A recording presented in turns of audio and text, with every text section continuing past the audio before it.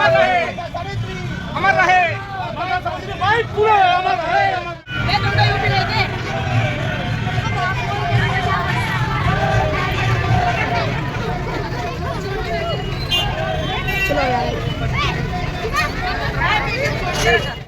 नमो तस् भगवतो अरहतो नमो तस्य भगवतो अरहतो सम्मा सम्बुद्धस्य बुद्धं शरणं गच्छामि। भारतीय नारीवाद की जो माता है, जननी, वो सावित्रीबाई फुले जी को माना जाता है। मिड डे मील का ये तमिलनाडु में पहली बार स्टार्ट किया था, बट उससे भी पहले सावित्रीबाई फुले और ज्योतिबाराव फुले ने मिलकर अपने जो शेल्टर्स उन्होंने स्कूल खोले थे उसमें मिड डे मील का स्टार्ट किया था। मेगा पेरेंट्स मीटिंग होती है स्कूल में, इसकी शुरुआत वहीं से हुई है। उन्होंने जब स्कूल खोला था तो जितने भी लोअर कास्ट के लोग हैं या फिर गर्ल चाइल्ड के जितने भी पेरेंट्स हैं उनको बुलाकर वो ऐसे ही मेगा पेरेंट्स मीटिंग रखा करते थे और उनसे डिस्कस किया करते थे कि कैसे आप अपने बच्चों को आगे बढ़ा सकते हैं। मैं आपसे यही कहना चाहूंगी कि अपने घर पे प्लीज ऐसा एनवायरमेंट बनाइए जो आपके बच्चों के लिए अच्छा हो। ऐसा एनवायरमेंट मत बनाइए जो आपके बच्चे के लिए अच्छा ना हो। मेरा सभी को नमस्कार, यहाँ पे जितने भी क्षेत्रवासी उपस्थित हैं और सभी मेहमान, मुझे फिर से एक बार यहाँ पे मौका मिला है माता सावित्रीबाई फुले जी के जन्मदिन के अवसर पर। साथ ही 9 जनवरी 1931 माता फातिमा शेख जी का भी जन्मदिन साथ में मनाया जा रहा है इस प्रोग्राम में। हम सभी जानते हैं कि सावित्रीबाई फुले जी का योगदान सबसे ज्यादा इनक्रेडिबल, मतलब सबसे इम्पोर्टेंट है हमारे समाज में। और साथ ही फातिमा शेख को भी हमें याद करना चाहिए। उनका जो योगदान है, हम सभी जानते हैं कि भारत में नारीवाद, कई लोग मानते हैं कि भारत में इंडियन फेमिनिज्म, भारतीय नारीवाद की जो माता है, जननी, वो सावित्रीबाई फुले जी को माना जाता है। साथ ही भारत की पहली महिला शिक्षिका के रूप में उनको याद किया जाता है। पहली भारतीय महिला मुस्लिम शिक्षिका के नाम से फातिमा शेख जी को याद किया जाता है। ये बहुत इम्पोर्टेंट है सभी लोगों के लिए जानना कि ये दोनों महिलाएं उस टाइम पर 19वीं सदी में 1830 के आसपास इनका जन्म होता है, 31 में। साथ ही आगे के दशकों में इन लोगों ने उस टाइम की जितनी भी स्थिति थी उस सभी ऑब्स्टेकल से लड़ते हुए इन्होंने अपने समाज को आगे बढ़ाने के लिए बहुत मेहनत करी, बहुत आगे बढ़े। इतने सभी नकारात्मक सिचुएशन से लड़ते हुए बहुत आगे बढ़े। इनकी जितनी भी इन्होंने जो भी अपने कदम उठाए उस टाइम पे, उनको हमें देखना चाहिए। साथ ही अगर हम देखें, मैं अपनी बातों को 2 भागों में यहाँ पे कंप्लीट करना चाहूंगी। सबसे पहले मैं ये बताना चाहूंगी कि आज के टाइम पे हम सभी जानते हैं उन्होंने कितना अच्छा काम किया है और 66 साल के जीवन काल में उन्होंने आखिरी दम तक प्लेग बीमारी हुई थी उस टाइम पे, उनसे लड़ते हुए उनकी मृत्यु हो गई थी। तो पूरे 66 साल तक उन्होंने एक भी टाइम ऐसा नहीं छोड़ा है उन्होंने अपने समाज के लिए ना दिया हो। इसके अलावा आज के टाइम पे उनकी जो विचारधारा है, आज के टाइम पे कितनी प्रासंगिक है उसके बारे में मैं जरूर बताना चाहूंगी। प्लीज कृपया करके ध्यान से सुने।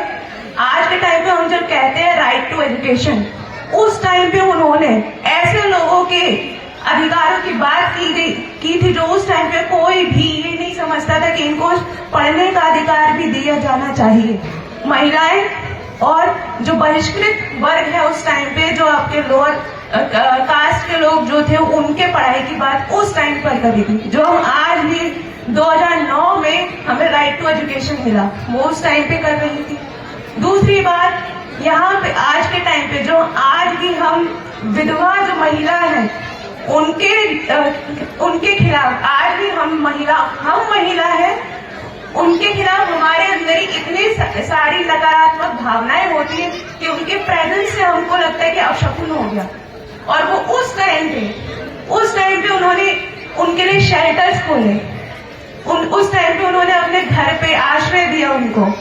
जितनी भी ऑस्ट्रेसाइज महिलाएं थी जिनको छोड़ दिया जाता, सिंगल मदर, उनको उन्होंने बहुत हेल्प करी, जो आज तक हम अपने माइंड से निकाल नहीं पाए हैं। इसके अलावा इन्फेंटिसाइड आज भी अभी कुछ दिनों पहले रिपोर्ट आई है कि हरियाणा में, ये जो आपके साइड में दिल्ली के पास बॉर्डर में हरियाणा है, वहां पे अभी भी सेक्स रेशो सबसे कम है। सेक्स रेशो का मतलब है 1000 आदमियों पे अभी भी सबसे कम महिलाएं, ये वाली प्रॉब्लम आपको हरियाणा में अभी भी दिख रही है। और उस टाइम पे ये दोनों महिलाएं और ज्योतिबा फुले मिलकर इन्फेंटिसाइड को रोकने की कोशिश कर रहे थे। इन्फेंटिसाइड का मतलब होता है शिशु मृत्यु, और स्पेशली उसमें गर्ल जो चाइल्ड है, महिला जो आपकी फीमेल गर्ल चाइल्ड है, उनको मार दिया जाता था जब वो, क्योंकि वो लड़कियां हैं। उस टाइम पे उनको रोकने के लिए वो काम कर रहे थे, जो आज तक हम उसको पार नहीं पा पाए। अभी भी ये बहुत होता है इलीगल तरीके से।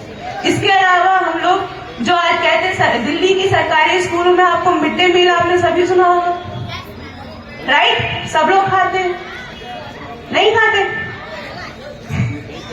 ये इसका पर्पस जो है मिड डे मील का, ये तमिलनाडु में पहली बार स्टार्ट किया था, बट उससे भी पहले सावित्रीबाई फुले और ज्योतिबा फुले ने मिलकर अपने जो शेल्टर्स उन्होंने स्कूल खोले थे उसमें मिड डे मील का स्टार्ट किया था। इसका रीजन ये था कि कम से कम खाने को ही देखकर कि हाँ वहाँ पे एक टाइम का खाना मिलेगा, साथ में पढ़ाई भी मिलेगी, तो आए पढ़े खाना खाएं, इसलिए ये इसको स्टार्ट किया था। अब ये पूरे इंडिया में सुप्रीम कोर्ट ने इसको काफी टाइम पहले लागू कर दिया गया। इसके अलावा आज आप देखते हैं जब केजरीवाल की सरकार आई थी तो आपने मेगा पेरेंट्स मीटिंग होती है स्कूल में, इसकी शुरुआत वहीं से हुई है। उन्होंने जब स्कूल खोला था तो जितने भी लोअर कास्ट के लोग हैं या फिर गर्ल चाइल्ड के जितने भी पेरेंट्स हैं उनको बुलाकर वो ऐसे ही मेगा पेरेंट्स मीटिंग रखा करते थे और उनसे डिस्कस किया करते थे कि कैसे आप अपने बच्चों को आगे बढ़ा सकते हैं। तो आप देख रहे हैं जो कदम हम आज उठा रहे हैं वो उन्होंने इतने साल पुराने उठा चुके थे। और दूसरी बात, ये मेरी पहली बात है कि जो उन्होंने उस टाइम पे काम किया, क्या उनके जो कदम है वो आज भी रेलेवेंट है? यस, आज के टाइम पे भी उन्होंने जो भी कदम उठाए थे आज भी बहुत रेलेवेंट है। उनको पढ़िए, उन्होंने उस टाइम पे कैसे उन्होंने इतनी सारी सिचुएशन के, इतने नेगेटिव सिचुएशंस के साथ भी इतने आगे बढ़े। मैं अपनी दूसरा जो भाग है उसमें ये कहना चाहूंगी कि आज के टाइम पे हमारे सामने नई नई चीजें आ रही है, एआई आ रहा है, सोशल मीडिया का बहुत अच्छे तरीके से आप अच्छे तरीके से यूज देख रहे हैं, नेगेटिव तरीके से भी यूज देखते हैं और इसका इम्पैक्ट हमारे यूथ पे बहुत ज्यादा पड़ रहा है। तो मैं ये कहना चाहूंगी कि जितने भी बच्चे हैं, जितने भी पेरेंट्स हैं, मैं आपसे यही कहना चाहूंगी कि अपने घर पे प्लीज ऐसा एनवायरनमेंट बनाइए जो आपके बच्चों के लिए अच्छा हो। ऐसा एनवायरनमेंट मत बनाइए जो आपके बच्चे के लिए अच्छा ना हो। इतना फ्रेंडली बनाइए, इतना कंड्यूसिव बनाइए, इतना इंक्लूसिव बनाइए ताकि बच्चे आपसे हर चीज डिस्कस कर सके। आज के टाइम पे ये बहुत इंपॉर्टेंट हो गया, बच्चे बहुत सारी बातें छुपाते हैं। दूसरी बात, अपने एनवायरनमेंट ऐसा बनाइए जो करियर ओरिएंटेड हो। आप अपने घर पे बच्चों से करियर के बारे में डिस्कस करिए, आने वाले फ्यूचर में कितना प्रोज और कॉन्स होने वाले हैं उसके बारे में बताइए। आपको जब आपके पास ये बांटने आए होंगे पैम्पलेट्स तो इनमें कई सारे लोगों की फोटोज लगी हुई हैं। कितने लोग यहाँ पे जानते हैं इन लोगों के बारे में? बहुत कम। सावित्रीबाई फुले और फातिमा शेख के ही बारे में ढंग से नहीं जानते हैं जिनके बारे में ये प्रोग्राम है। लड़ाई सिंह यादव, साहू जी महाराज, झलकारी बाई, अहिल्याबाई, बुद्ध जी, भगवान बुद्ध जी, इसके अलावा डॉक्टर भीमराव अम्बेडकर जिन्होंने कॉन्स्टिट्यूशन बनाया है, इनके बारे में कहाँ हम लोग जानते हैं? और हम लोग प्रोग्राम में अटेंड करने आ गए। अपने बच्चों को इतने महान लोगों के बारे में बताइए, उनको एनकरेज करिए कि वो इन सब के बारे में पढ़ें। तभी आपकी जो माइंड है, आपकी लोगों की मानसिकता तभी तो इवॉल्व होगी ना। फिर हम कहते हैं कि बच्चों के अंदर वैल्यूज नहीं आ रहे हैं, कैसे आएंगे? आप अपने बच्चों के माइंड में अच्छी चीजें बातें डालेंगे, उनको एनकरेज करेंगे, इसके बारे में पढ़िए, तभी तो वो आएगा ना। इसके अलावा मैं आप जितने भी फीमेल्स हैं उनसे, जितने भी यहाँ पे महिलाएं बैठी उनसे ये रिक्वेस्ट करना चाहूंगी कि बच्चों को पूजा पाठ और जितनी भी चीजें हैं उनसे थोड़ा सा दूर रखिए। उनको ये बताइए कि आज उनके लिए जो चीजें जरूरी उन पे ज्यादा ओनली फीमेल्स मेल्स दोनों, गर्ल्स एंड बॉयज दोनों के लिए। और प्लीज उनको एनकरेज करिए कि आगे बढ़े, अदर चीजों में ना। सभी लोग जानते हैं कि बहुत सोशल मीडिया, मोबाइल फोन, इन सब से सारे पेरेंट्स परेशान हैं। उनसे कहिए कि अपने करियर को गोल सेट करें और उसको आगे बढ़ने में आगे बढ़े। जितने भी अपने महान लोगों के बारे में प्लीज उनको पढ़िए, आगे बढ़िए। आज एक बच्चे ने प्रियम्बल यहाँ पे पढ़ा है, बहुत अच्छी बात है। सभी लोगों को प्रियम्बल याद भी होना चाहिए। यहाँ जितने भी बच्चे बैठे हैं उन सबको पता है कि आपकी एनसीईआरटी की बुक्स में प्रियम्बल दिया गया है, यस और नो? है ना प्रियम्बल? कितने बच्चों को पता है? Very good. यहाँ पे सिर्फ 2-3 बच्चों का हाथ ऊपर खड़ा है, और बच्चों का क्यों नहीं हाथ ऊपर हुआ? फंडामेंटल ड्यूटीज आपके बुक में दी गई हैं, ये सबको पता होना चाहिए। और आपको पता है फंडामेंटल ड्यूटीज में 11 जो नंबर पे पॉइंट क्या लिखा है? 11 नंबर पॉइंट पे ये लिखा है कि माँ बाप का कर्तव्य है कि वो अपने बच्चों को स्कूल भेजे, उनको पढ़ाए, ये उनका कर्तव्य है।